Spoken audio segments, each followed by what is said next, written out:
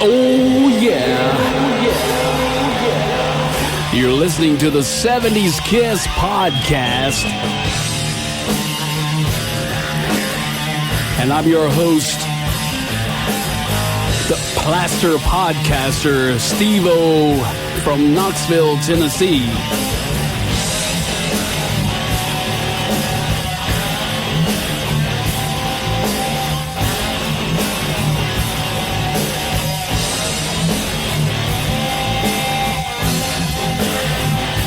This show is about Paul Stanley, Gene Simmons, Ace Frehley, and Peter Criss.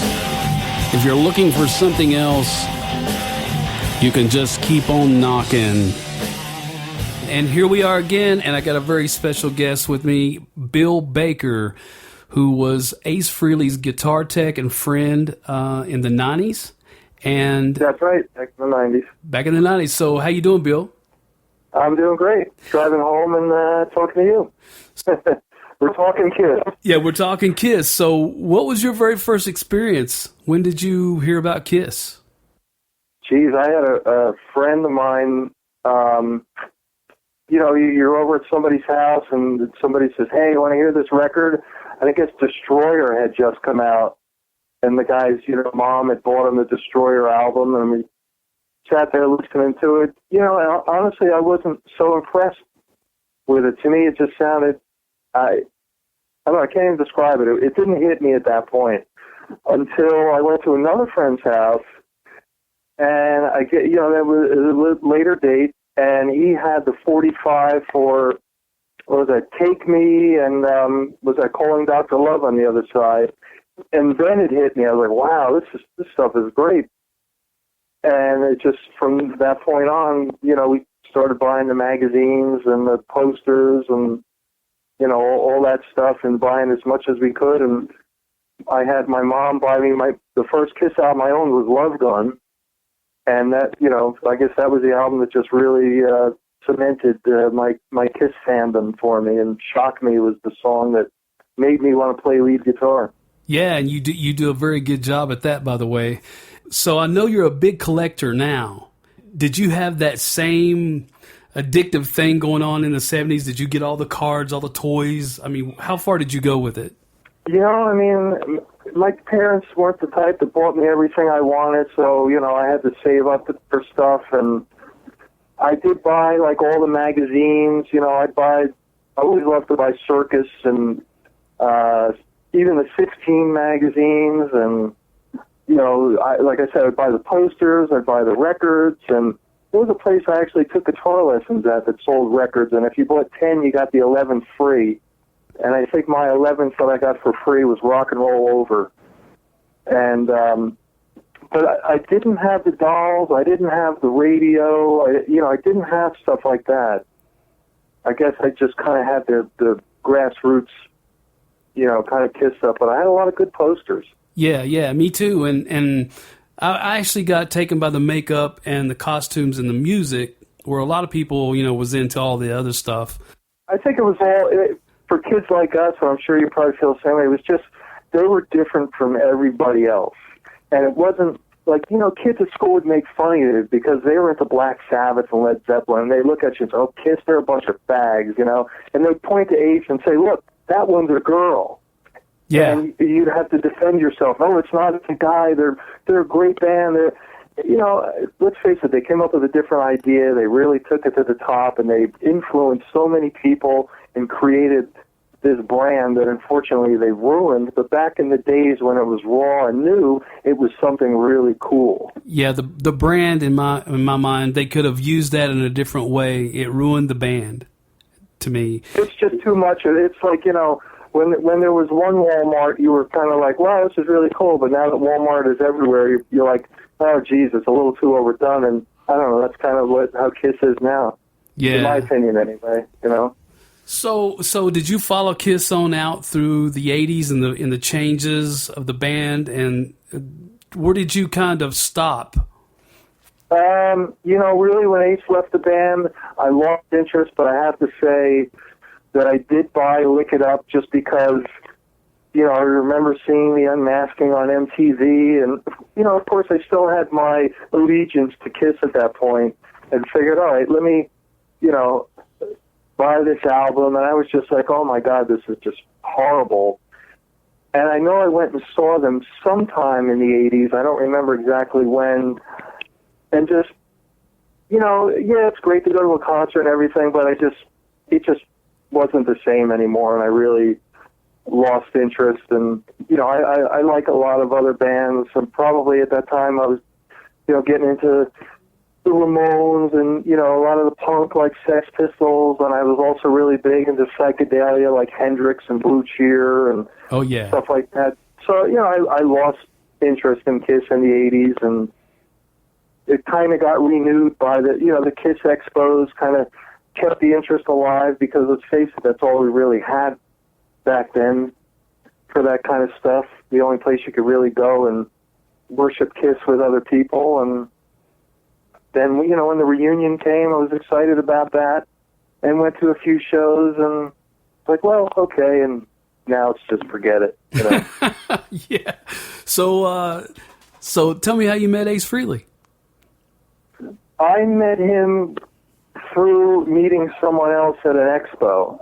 A guy came up with a guitar to show to the person next to me and said, hey, this is Ace Frehley's guitar, I'm selling it for him. And of course I heard that, and I looked over, and it was this Washburn guitar, and I had recognized it from the Into the Night video, and I'm like, oh wow, So we start talking, and he plays guitar, I play guitar, he collects amps, I'm into amps, I repair guitars. Next thing we know is he's telling me, oh yeah, I'm getting this really rare Marshall cabinet. And I'm like, oh yeah, who are you getting it from? And he names this guy. And I'm like, boy, I know that guy, and that's my cabinet. And I mean, that's a 1 in a million chance that would kind of turn out like that. But this guy's like, I have to have that cabinet. I'll trade you this guitar for that cabinet.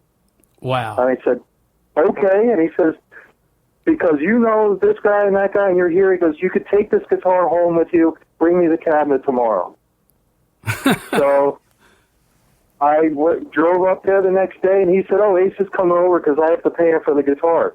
So I'm like, I brought a couple things with me to get signed, and I met Ace. And I'm like, it's amazing to meet you.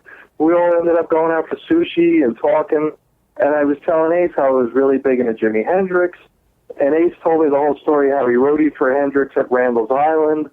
And I'm like, well, I got a big Hendrix collection. I said, I think I even have Randall's Island on video. And he's like, oh my God, I got to have a copy. I was there. And so I gave him my phone number and thinking, I'm never going to hear a phone. The next morning, my phone rings and it's Ace. He goes, Dad, did you make my tape yet? And from that point on, we just kind of became friends, and I started, buying some stuff from him. I told him I was a collector, and I was selling my Hendrix stuff, and I'm like, I'm a big Kiss fan. I should collect Kiss stuff again, and been going to these conventions. There's a lot of great stuff out there. And he's like, well, you might as well get it for me then. Because I guess what the hell was he going to do with it, Wow. So at that point, you had made friends with him, and you were able to get some merchandise to be able to sell at your booth. Well, I wasn't getting stuff I wanted to sell. I was getting stuff because I wanted to keep it for my collection. I wanted to build up. Yeah. And when I collected Hendrix stuff, I collected records and ticket stubs or programs or posters, and I got lucky enough to get maybe a couple pieces of Hendrix's clothing, which to me seemed to be way more interesting than dolls or record players or just merchandise stuff. I wanted like the real thing. And I would get Sotheby's catalogs, I'd look through and I'd see, people were able to get, Beatles items or Who items, or like, wow, if I could get, Kiss items. Well, meeting Ace, I would say to him, oh, do you have this? Do you have that? And, some things he still had, some things he didn't. And then also other people around had certain things. I started spending a hell of a lot of money. And then, when Ace and I got to know each other more and I told him I did guitar work, he's like, well, you should do my guitar work. So I started trading him the work for memorabilia. Wow, now that's great. I mean, was the memorabilia the stuff that he was selling you, was it expensive? It was, there'd be stuff that would be a couple $1,000s, but, back then the stuff wasn't as expensive as say it's probably worth today. But then he would want, $1,500 for something, but then he'd bring something else along that was probably worth more, and he'd give it to me. Right. I saw somewhere, I can't remember exactly where he was selling guitars. I think it was in the book where he would sell guitars for like $5,000 or something. He was selling his collection, and well, I had heard there were guitars that he sold. I think he sold the Budokan guitar for like either $50,000 or $75,000, and then there's other guitars he sold for $25,000. But let's face it, back in the '90s, merchandise wasn't around, and nobody really had any prices established, so it was uncharted territory, and you didn't, you don't know what the stuff was worth. I mean, the earring off of the cover of the first album, I have that, and he gave it to me for some work that I did. He just says, "Here, you should have this." Yeah, I saw that, and that was one of the things that sparked my attention. I was like, "Wow, now that's a piece of history right there." And this guy is very, very lucky to be able to get a hold of something like that. And just your whole collection, whatever I saw of it on YouTube, was just, and I was like, "Wow," because I was a kid, and like I told you on the phone, I wasn't able to keep my stuff, and and here I am, collecting bubblegum cards and albums and posters, and then I see this thing of you, and you're like, all of a sudden you're friends with this guy, and then you're getting pieces of clothing and guitars and stuff like that, and I'm like, man, I couldn't even imagine owning a napkin that belonged to Ace Frehley. Yeah, it's cool. I mean, believe me, I have a lot of cool stuff from in my collection. I mean, I have a lot of Elvis stuff. I have one of Johnny Cash's suits. I have a lot of different things, but when I first started collecting this stuff, and you'd look at a picture and you'd see say at one time one of the things I got from it was the jacket that he wore at Cadillac, Michigan, which stupidly I sold it. It was a great piece, but to be honest with you, he only wore it once. That was the only time he ever wore it. But there's a lot of pictures, there's film of it, and it's like, wow, here it is right here in my hands. It's just, and most of all of his stuff was all custom made, and now, like the earring, he probably bought it in the village, It was a piece of jewelry that was made back then, and he managed to save it all these years. It's amazing that he did, and I still have it. Of course, people have offered me money for it, but I just never gotten that magic number that made me say, okay, I'll let it go. Right, and it'll come up someday. Yeah, I mean, believe me, you can't keep everything. When you're a collector, something else comes along, or you have to, hey, I got married, I bought a house, you need to buy a car or whatever. You got to sell things. You can't keep everything. Yeah, and with all this stuff that we're talking about here, you did a book and that you're selling that has just a bunch of stuff in it. You want to tell everybody about that? Yeah, the book, it's called Ace Frehley, The Ultimate Fan Scrapbook, and it basically was born from the idea of when I started getting into Elvis, a lot of fans made their own books. They self-published their own books, and there was not as much, information. Everybody already knew Elvis's story. It was just a lot of great photos and memorabilia and stuff.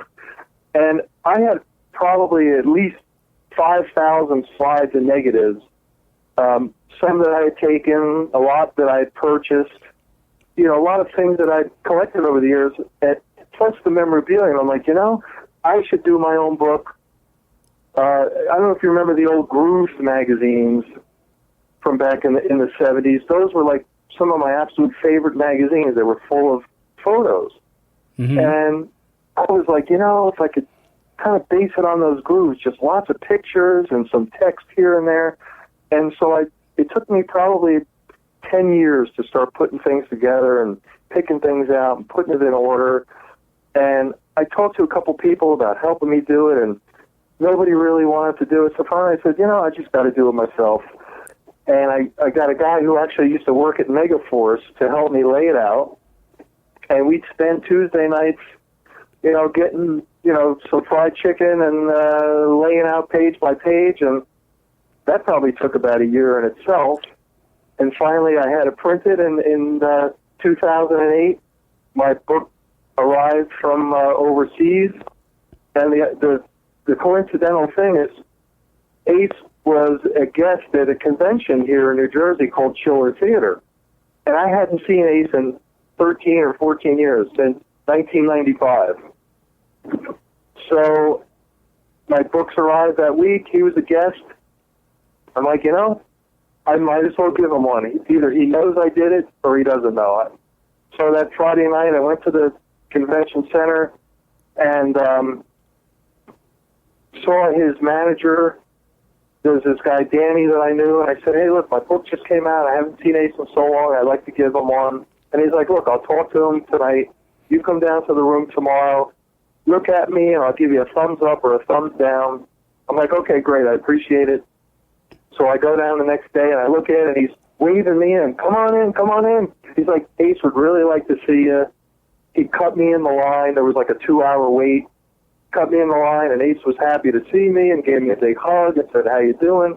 And it was almost like, 13 years hadn't gone by. I gave him my book, and he looked through it. He's like, wow, this is really good. I'd heard you were doing something. And, of course, there's all these people online, and you can't really catch up and talk about things. But he says, oh, it's so good to see you. We'll have to talk more. Luckily, my wife's friend had a camera, so we got some pictures together. And, it was a great moment. Unfortunately, we're not the friends that we were back in the 90s. Let's face it, Ace is a different guy. He's sober now. His career is different. He's got different things going on in his life. But for me, the good thing is when I see him, hey, how you doing? He was at Chiller again last October, and we sat down, we talked for about 10 or 15 minutes, kind of caught up on things. And, hey, I'll see you next time. Take care, There was never any kind of a fight between us. He basically, when he got back in the Kiss, I just never heard from him again. So, of course, I was upset about it. And in my book, I wrote about my feelings. I said, hey, this guy was my friend. He just kind of dumped me. I was hurt about it, but life goes on. I still did a book that was a tribute to him and his career and put it out there for the fans. So for the last 5 years, I've been selling it, and I'm almost sold out. I probably only have about 60 copies left. Well, the Ace Frehley fan out there in the world that doesn't know about this book, where can they find it? They could go to my website. It's www.theacefrehleyarchive.com or acefrehlyscrapbook.com. And, I got a couple more questions I want to ask you. What was it like being Ace's guitar tech? Did you work with him during the live shows? No, he had a tech, this guy, Dean Nemes, a really good guy, big, burly biker guy. Ace had a lot of great people that worked with him. I got to know everybody, but the stuff that I did it at home or I did it where I worked on my workbench. Right. Okay. It was like, we would go meet somewhere, and either say the very first guitar that he gave me to do, actually, we went out to lunch one day, and that was how the conversation of guitars came up. He's like, I got this Les Paul Jr., I want to get it refretted. He goes, I want to see how you do. Okay. So he gave me the guitar, I brought it home, I had it for probably a month, I did the work for it. When I was done, I called him, we got back together, and it was great, because he used that guitar, he did a gig at L'Amour's. He was playing Talk to Me on that guitar, and somewhere I have on video, he actually thanks me for doing the guitar work. But I never did stuff, out on the road. I always picked it up, took it home. Same thing with amps. If I was at a show and an amp blew up, I'd take it home with me. Right. If you look on my Facebook, I have that Ultimate Ace Frehley Scrapbook group. If you scroll down, there's a girl that sent me a picture years ago, and there I am. We're standing next to a Ryder truck with this girl. For some reason, she wanted a picture with me, but I'm holding one of Ace's heads, and I was leaving to go home and had one of his amps with me. Cool. So did you get to put your hands on any of the old guitars, or does he even still own the standard that I guess it was a Les Paul standard that he used to record the '78 album? No, that guitar, the tobacco standard that he used, he doesn't own it, and it's no longer the tobacco standard. It was altered and made into a double cutaway, and then it was refretted. They put his name on the headstock, and from what he told me, he just, after they did the work, he didn't like it anymore, so he never played it again. Wow, so the actual guitar that we all hear on the 1978 solo album. Oh no! You're talking about the I know which one you're talking about. I thought you were talking about his original one. No, the tobacco first was the one I was just talking about. His 59 is the one you're talking about. Okay. No, he doesn't own that anymore. He sold that a long time ago, and a guy that I used to be friends with owns it now. So did you work on that guitar? I did not work on that guitar, no, because he sold it long before I had met him. Oh, okay. Yeah, that tone, man, is just something that I've always, just went after. That solo album tone that he had with that guitar. Oh, yeah. You want to know something else? Yeah, that guitar has a great sound. The Ace's tone, there was really, to be honest with you, there was no magic in it. He didn't sit there trying to figure out any kind of a formula. He just plugged into an amp and played, and a lot of the magic was just, it was in his fingers. Right. I understand that completely. I hate to blow everybody's, wish list for, pickups and amps and this and that, but I bet you if Ace played almost any guitar into any amp, it would still probably sound like him. Did you get to sit around and jam with Ace, during your friendship when you're working on his guitars?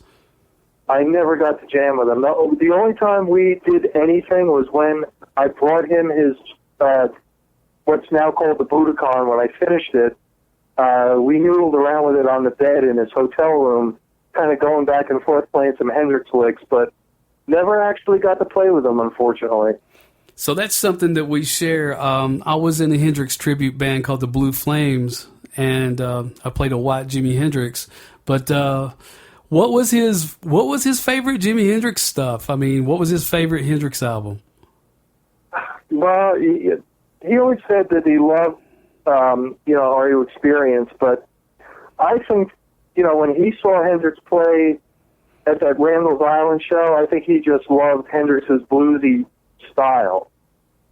I think, that you look at he's that, that blues minor scale player, and as a matter of fact, like, when I was trying to learn the lead to Shock Me, I was having trouble with it. I'm thinking, what the hell is he doing? What's he playing?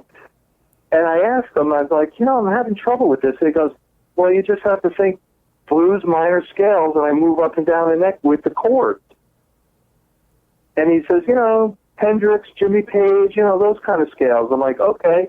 So then when I sat down and listened to it again and tried to figure it out, I'm like, oh, he's just playing these same, really, I mean, he doesn't have a lot of licks. He plays a lot of the same licks, and he just moves up and down the fingerboard. Kind of sounds like me. Yeah, and I'm in the same boat. That's how I play, too. Yes. I'm no great player. I just play some blues minor stuff, and I'm big on vibrato. Hendrix was, Ace was, a lot of the blues guys was, and that's just kind of how I patterned my playing. Yeah, and I love the Hendrix psychedelic stuff, but if you listen to some of the blues albums that he did, some of the blues stuff that's just straight picking, man, you really hear Jimi Hendrix there, and that's kind of what captured me. Well, Jimmy was in that Chitlin circuit and learned all that funk and that R&B and all that kind of stuff, and that's kind of where he got a lot of that stuff from. Yeah, and what's crazy is my aunt, when I was a kid, she would babysit me and next door neighbor, and I was like this little flower child with these hippies, and that's what I was hearing in my ear all the time was Jimi Hendrix, early 70s, late 60s, and when I started playing guitar, my dad was blues based, and then when I hit the road, I'm down in Tennessee. I'm where the Chitlin circuit lives, And right. And I played a lot of the same clubs and areas where Hendrix played and stuff, and did a lot of the funk stuff and the R&B bands with the suits and everything. But what happened was, I was this Jimi Hendrix fan, and then Kiss came along, and then Ace was just like an extension of Jimmy. And a lot of people don't get that. A lot of people don't understand that they're kind of one and the same in a lot of ways. Well, the other thing too, like when I was learning Hendrix stuff, I would watch the videos and I'd say, gee, Jimmy really just uses his first two fingers, and he bends with his second finger. And you know what? If you watch a lot of Ace stuff, he bends with his second finger. You get better vibrato that way. Right. Back to where I saw you on the video, one of the things that captured my attention about Bill Baker was I was surfing on YouTube and I see this guy that kind of looks like Ace wearing some of Ace's stuff out on the sidewalk playing these Ace licks, and I was like, man, that guy sounds like Ace Frehley. Oh yeah, that's a scene from Kiss Loves You, and the guy had come over to do an interview, and he's like, well, we got to go outside and have you set up your smoking guitar. And it was just kind of like, I played through one of those little battery operated Marshall amps, and he's just like, just play whatever. And that's mostly what I play, is those blues Ace Hendrix licks. And I don't really play that much anymore, so I can maybe still squeak a few out now and then, but those are the fun days back then. Well, man, I tell you what, I really appreciate this interview, Bill, and you really got it, man. You're a good guitar player. I enjoyed listening to what I was able to watch, and I've been having a lot of fun playing bass lately. I mean, speaking of psychedelic bands, I was fortunate enough to get to be good friends with Dickie Peterson, who was the bass player of Blue Cheer, and he was just, believe me, I love Blue Cheer.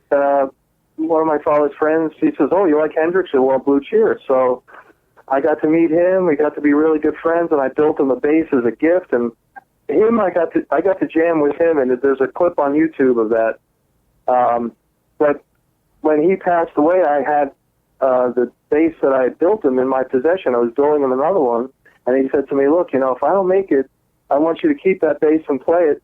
And I'm keeping my word. When I go jam, I got together in December with my old bass player from Fractured Mirror, and I said, "Okay, you play guitar, I'll play bass," and I had a blast. Cool. Well, what are you doing now? I mean, are you just working on guitars now?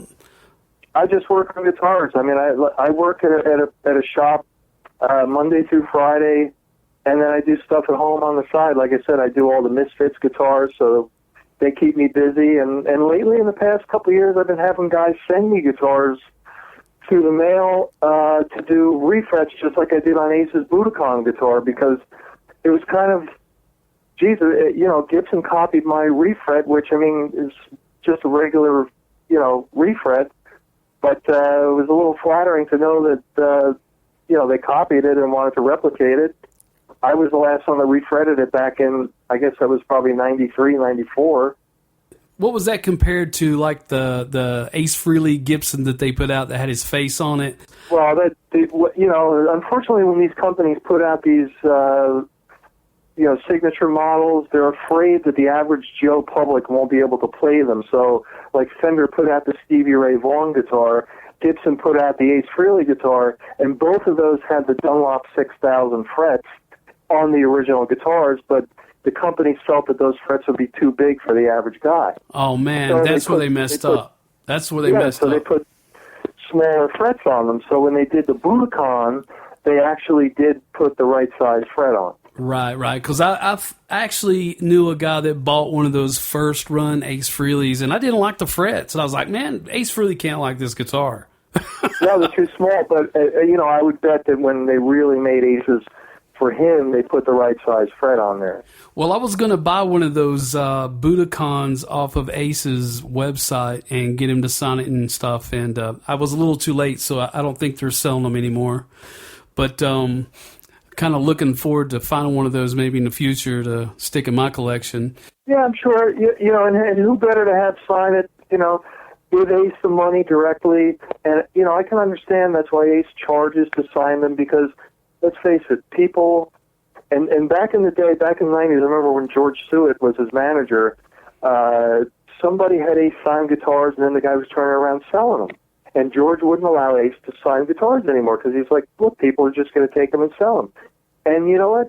I don't blame Ace for charging to sign guitars because people are just going to take them and sell them. And when you look on eBay, there's a ton of them on there. He's Ace Frehley. He's Ace Frehley. You know what? Give Ace the money. Have him sign your guitar. It'll be worth more. And at least the money went into Ace's pocket than some schmo that's just looking to make a profit off of Ace, you know? And look, when I sold my stuff, you know, I sold for what it was worth. I wasn't looking to make a profit on Ace. You know, things have gone up in value. Rare, unique things are worth more and more. And unfortunately, you know, the guitar market, certain guitars, hey, the Ace's old 59 that you asked me about, Ace sold that guitar, I believe it was to We Buy Guitars. He was on his way down to Atlantic City. And he sold it for like $7,000 or $8,000. Oh, man. Well, the guy that I knew eventually ended up with it because somebody bought it, somebody else got it, and this guy finally, I think he said he paid $12,000 for it. But then again, you know, this is back in the late 80s, early 90s. Those guitars, they weren't worth that much. The last offer that this guy got for that guitar was $750,000. That is just crazy. And he turned it down. My cousin was Hank Garland, and that played for Elvis and Patsy Cline and a bunch of big people, Hank Williams and Roy Orbison, you name it, in the 50s.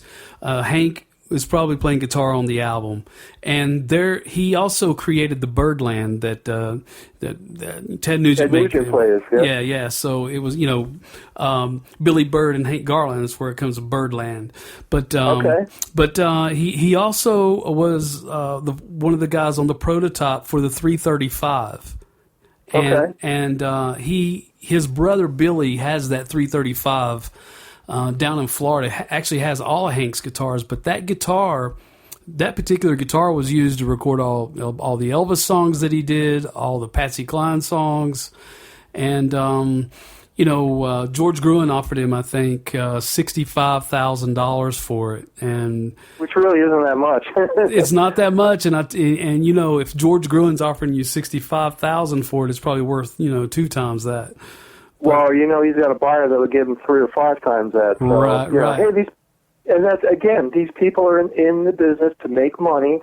So, hey, if you're going to buy, you want a signed Ace guitar, pay him to sign it, or buy it from him, and you're better off. Well, he doesn't have them on the. You used to, not too long ago, you could go to his website and you could click here to buy the guitar, but it's not on there anymore. Oh, okay. So I don't know if they're.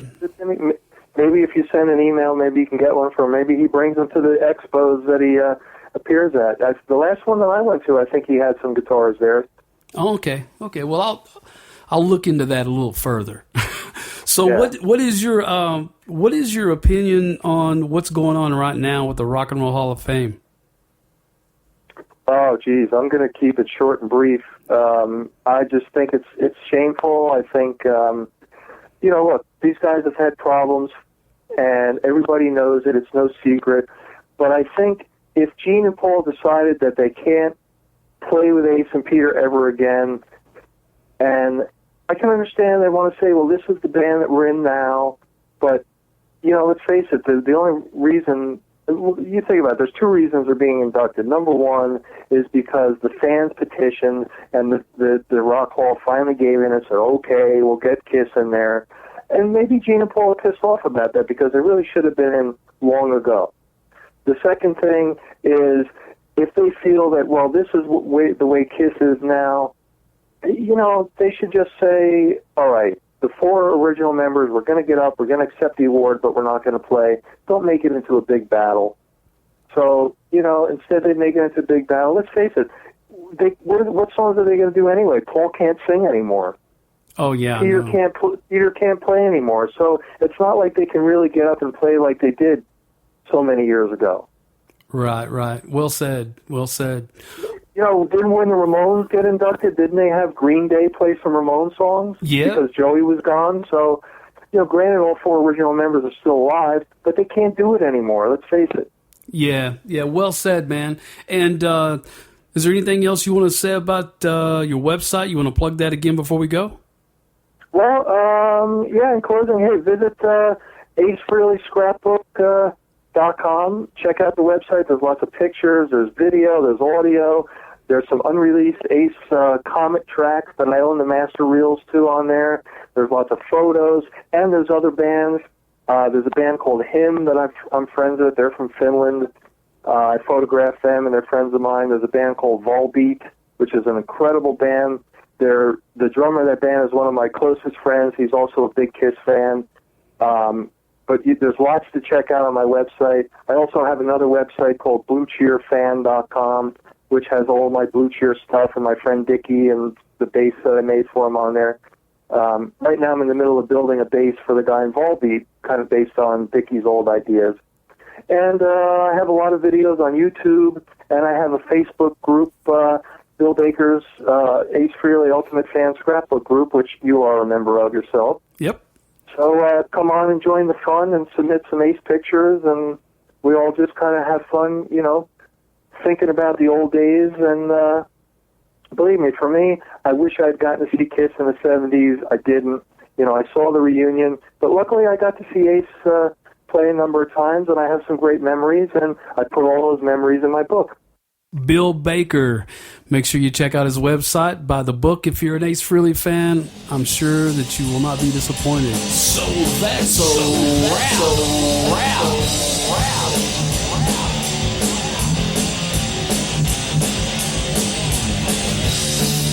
Well, that's it, folks. Until next time, this is the Plaster Podcaster saying, I'm out.